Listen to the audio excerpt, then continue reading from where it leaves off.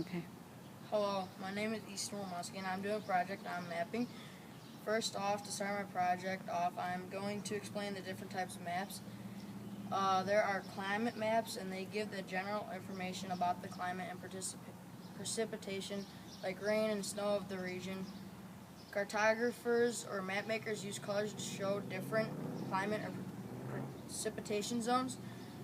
There are economic or resource maps, feature the type of natural resources or economic activity that dominates an area. Cartographers use symbols to show the locations of natural resources or economic activities. For example, oranges on a map of Florida tell you that oranges are grown here. Physical maps illustrate the physical features of an area, such as the mountains, rivers, and lakes. The water is usually shown in blue. Colors are used to show relief differences in land elevations. Green is typically used as lower elevations, and orange or brown indicate higher elevations. Political maps, they do not show physical features. Instead, they indicate state and national boundaries and capital and major cities. A capital city is usually marked with a star within a circle. Road maps show some minor highways and roads, airports, railroad tracks, and cities, and other points of interest in the area. People use road maps to plan trips for driving directions. And the last one, topographic maps, include contour lines to show the shape and elevation of an area. Lines that are close together indicate steep terrain, and lines that are far apart indicate flat terrain. Alright. Next up is meanings of highway signs. You know, you got your regular street signs such as merge, reduction in lanes, crossroad, divided highway, and all that. Those are all warning signs. You got your regulatory signs such as stop, yield, speed regulations, U-turns, and yeah. Then you got your guide signs, and those are work zone info, destinations, and distances. Last one, say you're going somewhere and you're on you're on Route 57. The last number of the route, so 7 in the case of 57, it's an odd number, and odd numbers go north and south. So if you're on 57, you're going north and south. And then even numbers run east and west, like Route 80.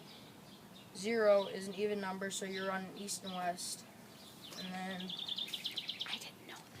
on a map, it will show different symbols in the legend. If you go more west, you'll find rockier symbols, and east, you'll find them too.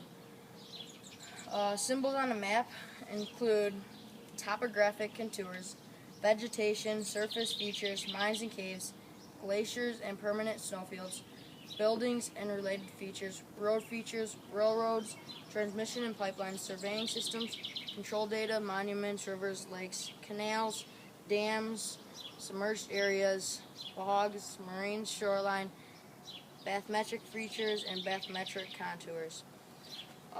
Since a map is reduced representation of the real world, map symbols are used to represent real objects.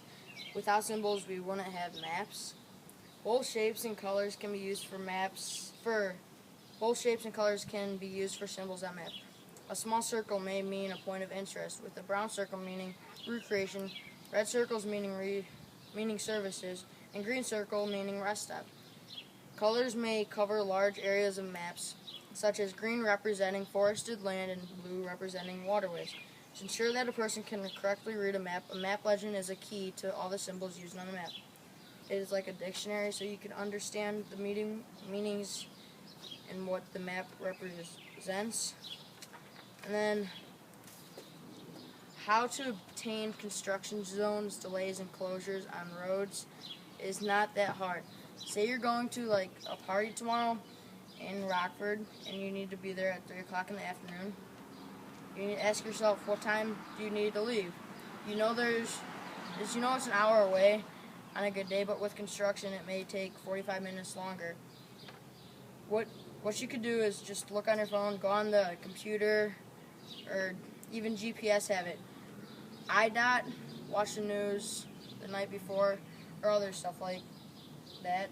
IDOT is the Illinois transportation where it shows all the construction zones, and most states have it where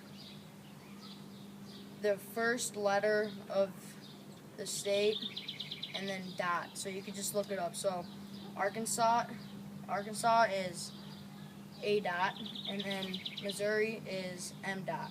It's simple stuff like that. And then, yeah. And then how to read a map. If you want to know how to get from point A to point B without getting lost, and your GPS is on the fritz, no need to ask for directions. Just pull out the map, normally in your glove box. The symbols on the map will show how to locate and get you where you need to go. So first off, you need to choose the right map. A wide variety of maps are available for a wide variety of uses. So for example, if you're going on a highway trip or on a trip on the road, you need to get a road map. There's also like tourist maps for sightseeing and stuff. And then next step is check the map's orientation. Understand the scale of the map. Note latitude and longitude. Examine the legend. Figure out where you are and where you want to go. And then you just dot where you want to do and stuff like this. So you just follow the road signs and whatnot. And then lastly is how a place where I just plan to travel.